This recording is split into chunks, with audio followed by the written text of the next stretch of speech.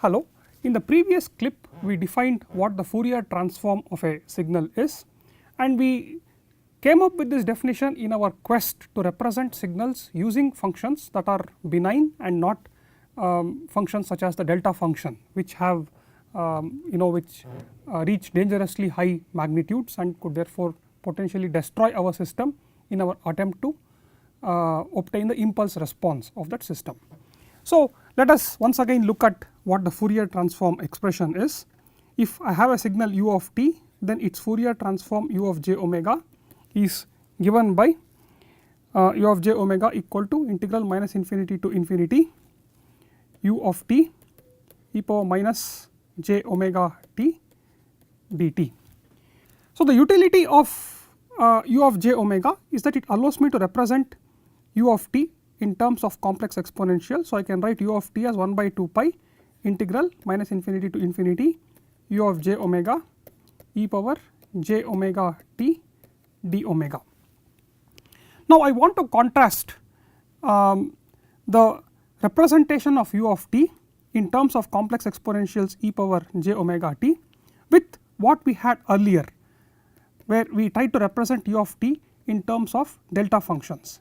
In that case, we had u of t equal to integral minus infinity to infinity u of tau delta of t minus tau d tau. So, what you see that we have done here is that in the previous case we represented u of t as a sum of impulses, and these impulses have magnitude u of tau delta tau or d tau, and in this case we have represented it as a sum of complex exponentials e power j omega t, and the quantity of each of these terms e power j omega t that we need to reconstruct u of t is given by u of j omega d omega. So, you see that there is a continuity in terms of our effort to represent the signal using other elementary functions other than a delta function, and what we have succeeded in doing now is that we have succeeded in representing it in terms of complex exponentials, which, as I pointed out earlier, are benign functions. Their magnitude never tends to infinity, their magnitude is always equal to 1. So, having looked at the utility of Fourier transforms in enabling us to represent u of t in terms of complex exponentials, let us briefly take a look at the Fourier transforms of some common signals. So, the first signal I consider is the impulse input, which is u of t equal to delta of t. For this case, the Fourier transform by definition is u of j omega equal to integral minus infinity to infinity delta of t e power minus j omega t dt, which from the definition of the delta function will be equal to 1.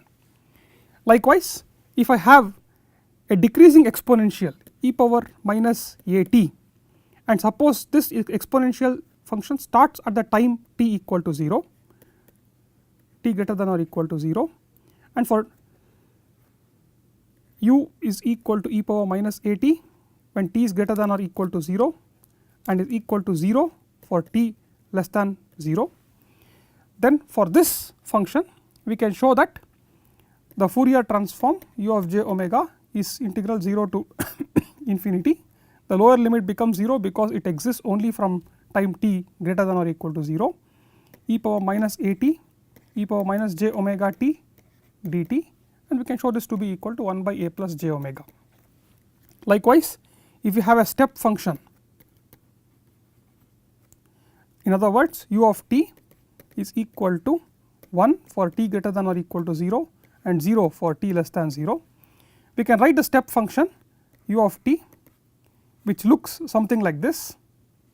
So, it is 1 for t greater than 0, greater than or equal to 0, and 0 for t less than 0. I can write this as a summation of a signal of constant magnitude 0.5 going from t minus infinity to t plus infinity. So, u1 plus I can write this as this plus a signal whose magnitude changes from minus 0.5 to 0.5 about time t equal to 0. I can write it this way, and since the Fourier transform of the sum of two signals, the sum of the Fourier transforms of these two signals, I can show that the Fourier transform of a step is equal to the Fourier transform of this signal, which I can calculate and show it to be equal to pi times delta of omega, and plus the Fourier transform of this waveform, and this I can show to be equal to 1 by j omega. So, the Fourier transform of a step is therefore given by this particular expression. You can also derive the Fourier transform of other signals. For instance, if you have a sinusoidal signal u of t is equal to sin omega naught t, then its Fourier transform u of j omega can be derived to be equal to 1 by 2 j delta of omega minus omega naught minus delta of omega plus omega naught. So, we will stop reviewing Fourier transforms of different signals at this point. We shall look at a couple of important properties of Fourier transforms, and the second property would in particular be very helpful to us in our quest, which is to get the impulse response of a system without applying an impulse input. The first property is the effect of scaling in terms of time. So, let us say I have a signal u of t and its Fourier transform is u of j omega. Suppose I either speed up the signal or slow down the signal. In other words, I am multiplying the independent variable with some constant k.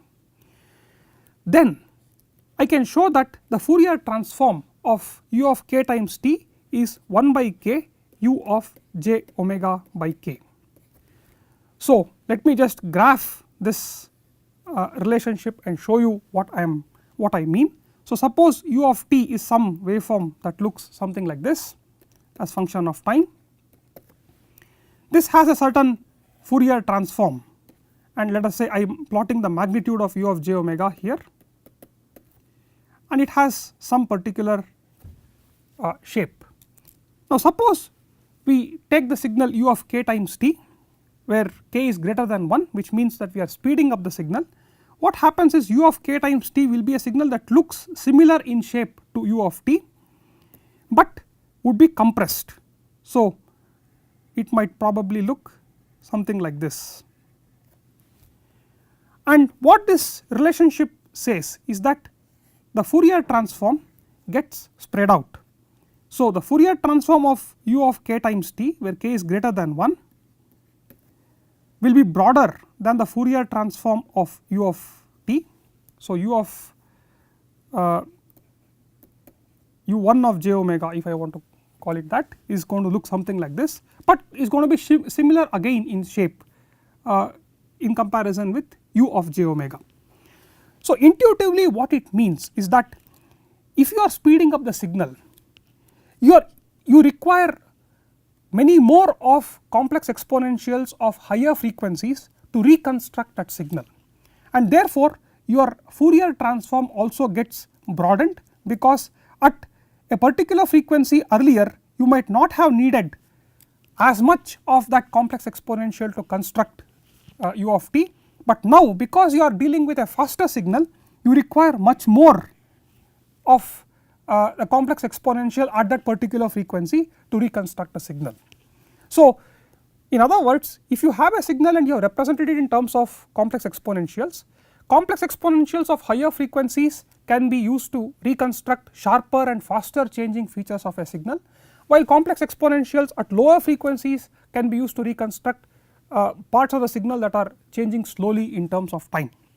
So, therefore, if I were to slow down this signal, in other words if I were to choose k to be less than 1, then once again in the time domain the shape of the signal is going to be very similar to u of t, but it is going to be stretched out in time. So, this is how u is going to look, and now since we have slowed down the signal we do not need as much quantity of complex exponentials to reconstruct this new signal as we did in the first case, as we did in this case. So, therefore, what happens is that the Fourier transform gets compressed. So, the Fourier transform would have the same shape as u of j omega, but it would have it would get compressed in the frequency domain. So, this is magnitude of u of j omega. I will call this u2 of j omega to represent the Fourier transform of u of k times t when k is less than 1, and u1 magnitude of u1 of j omega to represent the Fourier transform of u of k times t when k is greater than 1. So, this helps us imagine what would happen to the frequency content of a signal when it gets speeded up or slowed down, and also highlights the fact that faster signals require much more of faster changing complex exponentials for their reconstruction, while slower signals require much more of slower changing complex exponentials to reconstruct the signal. The second property that I want to point out to, which I said is particularly useful for us as engineers, control engineers, is the property relating the Fourier transform of a convolution integral to the Fourier transforms of the individual functions. So, if I have x of t as integral 0 to t u of tau g of t minus tau d tau, you will immediately recognize this as the response of my linear time invariant system to a certain input u of t given 0 initial conditions. What we are looking for is what is the Fourier transform of x, let us say we call it x of j omega, what is it in relation to the Fourier transforms of u, which is u of j omega, and the Fourier transform of g, which is g of j omega. How are these three terms related? So, once again we go by the definition of a Fourier transform. So, x of j omega by definition is integral minus infinity to infinity x of t e power j omega e power minus j omega t dt, and that is equal to integral minus infinity to infinity integral 0 to t u of tau g of t minus tau d tau times e power minus j omega t dt. Now, I can change the limits of integration for the expression u of tau g of t minus tau d tau to integration from minus infinity to infinity, because I know that u of tau is 0 for time t less than 0 and g of t minus tau is 0 for time t greater than for time tau greater than t. So, there is no change in the value of this integral if I were to replace t with infinity and 0 with minus infinity, because in one limit this term goes to 0, in the other limit the other term goes to 0. So, this is going to be u of tau g of t minus tau d tau times e power minus j omega t dt. Now, after some algebraic manipulation, I can show that this double integral can be written as integral minus infinity to infinity u of tau e power minus j omega tau d tau times integral minus infinity to infinity g of t prime e power minus j omega t prime dt prime, where t prime is equal to t minus tau, and you will recognize the first term here as the Fourier transform of u of t, which is u of j omega, and the second term as a Fourier transform of g of t, which is g of j omega. Therefore, x of j omega is equal to u of j omega times g of j omega. This is a very important relationship. This is an important milestone for us, because we have very nearly come to the end of our quest. So, to remind you, our quest was to obtain the impulse response of a system without applying an impulse input, and this particular relationship here shows us the way as to how it can be done. So, we shall elaborate a little bit more on this particular fact. So, we have x of j omega to be equal to u of j omega times g of j omega, where g is the impulse Fourier transform of the impulse response. So therefore I would get g of j omega is equal to x of j omega by u of j omega. What this indicates is that I can get the Fourier transform of the impulse response by applying any input u and measuring the response to that input x and taking the ratios of the Fourier transforms of the response to the Fourier transform of the input, which in turn implies that I do not necessarily have to apply a impulse input itself to obtain the impulse response g of j omega. I could choose to apply, for instance, a step input. I could choose to apply sinusoidal inputs and sweep the sinusoidal frequency. I can choose to do all these things, and from the obtained time domain response x of t, if I take the Fourier transform of the time domain response and divide that by the Fourier transform of the signal itself, I can obtain the Fourier transform of the impulse response. So without having to apply impulses, without applying these dangerous inputs which could potentially destroy our system, the mathematics of Fourier transforms allows us to extract the impulse response. Well, we are not there yet because we have managed to get the Fourier transform of the impulse response. The impulse response of course is simply the inverse Fourier transform of g of j omega, and that is given by integral minus infinity to infinity g of j omega e power j omega t d omega. So this is one significant achievement. We started out by noting the centrality of g of t in our ability to obtain the response x of t for any specified input u of t, and that was in terms of the convolution integral. So x of t was equal to integral 0 to t u of tau g of t minus tau d tau. So we noted two issues with this. One is how can we obtain g of t without applying an impulse input, and we have addressed that. And interestingly, the mathematics of Fourier transforms also helps us to address the second issue that we discussed as far as this representation is concerned. We noted that in order to obtain the response to any input u of t, we had to compute this convolution integral, and this convolution integral is not easy to compute. One has to sit down, take a pen and a paper and actually go through the motion of solving this integral, and that is a fairly non-intuitive activity. So it is not easy as engineers for us to predict how the response might be like for a specified u of t for a given g of t.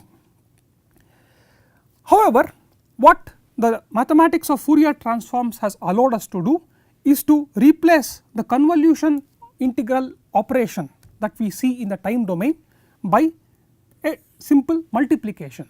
So the Fourier transform of x of t is simply the product of the Fourier transforms of u and that of g, and a product operation is a far more intuitive operation.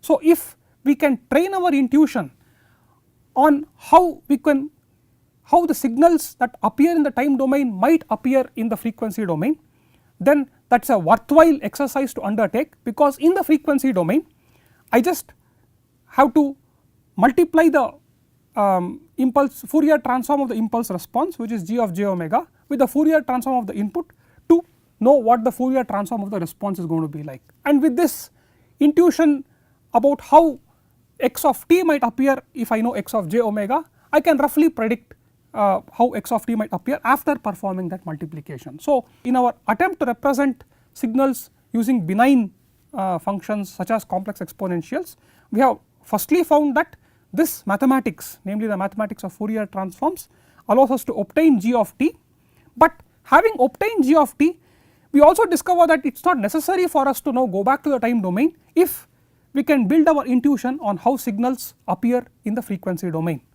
And if we do that, then we can stick in the frequency domain and understand the response of systems to various inputs in a far more transparent manner. As useful as the mathematics of Fourier transforms is, there are still certain very important drawbacks associated with it as far as our requirements as control engineers is concerned.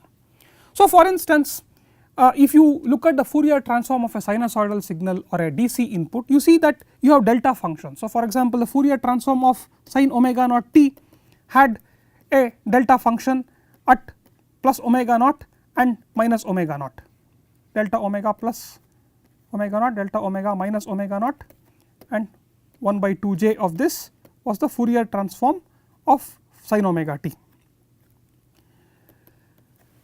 Similarly, the Fourier transform of a step was 1 by j omega plus pi times delta of omega. So, once again you had delta functions, and delta functions by their very nature are difficult to deal with because they have magnitudes tending to infinity over a time duration that is tending to 0. So, they are difficult to imagine, difficult to sketch, and therefore are difficult to work with. So, this is one problem. But a bigger problem is that there are many signals of interest to us as control engineers for which you cannot define a Fourier transform at all. So, for instance, if you have u of t is equal to t, so this is a ramp input, let us say for t greater than or equal to 0 it is equal to t and is equal to 0 for t less than 0. You can show that you can't define a Fourier transform for the signal, because when you compute that integral u of j omega, that integral diverges, it explodes. And similarly, a rising exponential e to the power a t where a is greater than 0 similarly also does not have a Fourier transform, because that expression, the integral for u of j omega once again explodes. But all these signals, a ramp signal, an increasing exponential, and even sinusoidal signals and step signals and so on, are signals that we very commonly encounter during our work as control engineers. So, it is therefore a big handicap that we cannot apply Fourier transforms for these specific signals. So, how do we salvage this situation? We salvage the situation by wondering whether we can obtain the Fourier transform of these signals by suitably weighing them down. So, if I were to multiply the signal for which we cannot define a Fourier transform, so let us say a step input or a increasing exponential or some other such function with a decreasing exponential e power minus sigma t, where sigma is greater than 0, in which case these signals are not really tending to infinity as time t tends to infinity. Okay. Is it possible then that this signal could have a Fourier transform? It is quite likely that it would have a Fourier transform, because such a signal might then be square integrable. So, if that is so, then I can write out the Fourier transform of I can write down this signal e power minus sigma t u of t as 1 by 2 pi integral minus infinity to infinity e to the power j omega t d omega times the Fourier transform of this signal, which is given by integral minus infinity to infinity e to the power minus sigma t u of t e to the power minus j omega t dt. Now, I shall shift e power minus sigma t to the right. So, I would have u of t to be equal to 1 by 2 pi integral minus infinity to infinity. Since this function is not a function of omega, I can take it within this integral and write this as e power j omega t plus sigma t times d omega integral e power minus infinity to infinity e power minus sigma t u of t e power minus j omega t dt.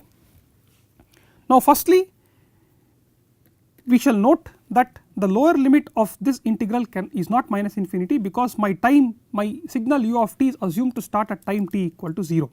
So, I shall therefore replace the lower limit of this integral with 0, and I shall now write this as 1 by 2 pi integral minus infinity to infinity e power sigma plus j omega times t d omega times integral 0 to infinity e power minus of sigma plus j omega times t u of t dt, and I shall define sigma plus j omega as some complex number s, in which case I can write u of t as 1 by 2 pi.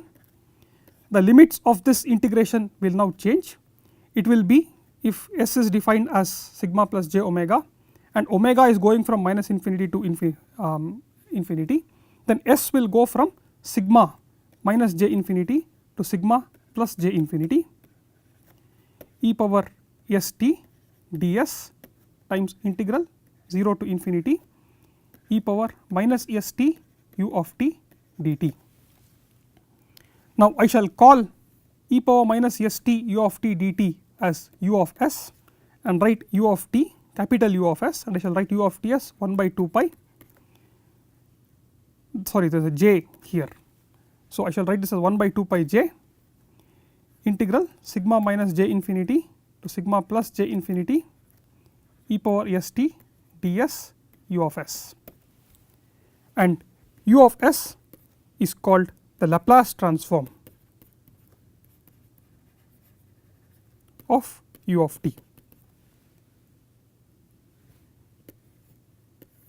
You see therefore that there is a real valid reason for us to introduce Laplace transforms when we are dealing with control systems, because we are having to deal with signals for which you can't define Fourier transforms, even though the language of Fourier transforms is very intuitive and easy to apply. We shall look at other properties of Laplace transforms in the next video clip.